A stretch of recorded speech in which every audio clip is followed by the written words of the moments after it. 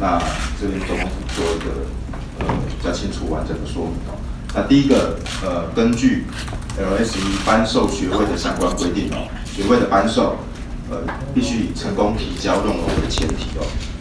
也就是说有拿到学位，就当然有交论文，这一点完全是毋庸置疑的。那第二个，总统确实是在1984年取得伦敦政经学院博士的学位，那校方的官网也将总统列入相关的名人录，那详载官网当中。那在2016年蔡总统当选总统之后，那 LSE 也在官网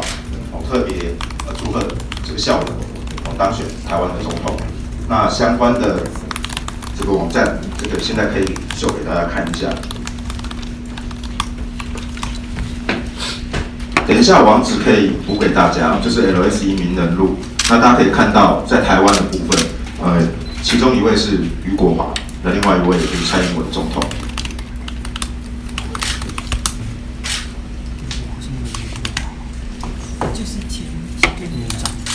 那在2016年蔡总统当选之后 ，LSE 的官网也特别发文祝贺蔡英文总统，这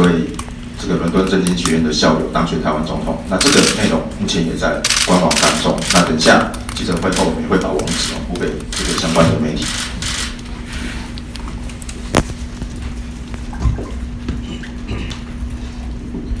那第三个部分大家其实很清楚，总统过去担任教职，那也曾经参选过其他的公职，那都必须依法缴交相关的证书，那也必须经过外管的认证。有关不实的指控，其实在2015年总统大选的时候也曾经出现过。那当时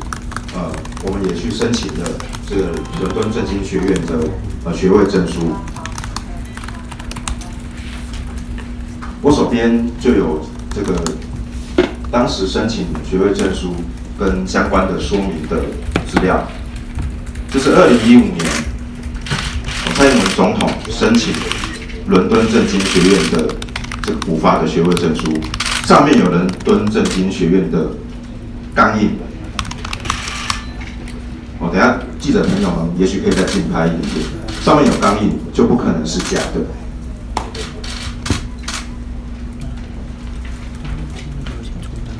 另外一份也是当时补发学位证书的说明文件，这一份也有钢印。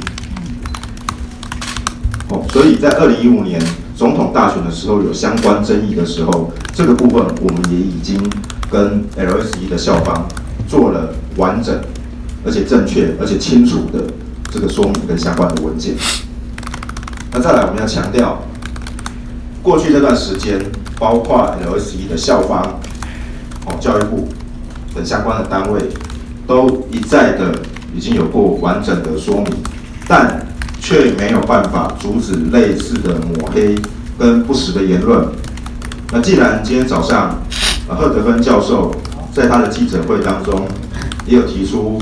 那就由司法来解决，我们也只好向相关人士采取法律行动，在备妥相关文件之后提起告诉。我们也请这些朋友后续在司法的程序当中，能够向司法单位说明那我们也用这样司法的行动来捍卫蔡总统合法的权益。那以上是今天就这个相关的事件进行的说明。媒体朋友。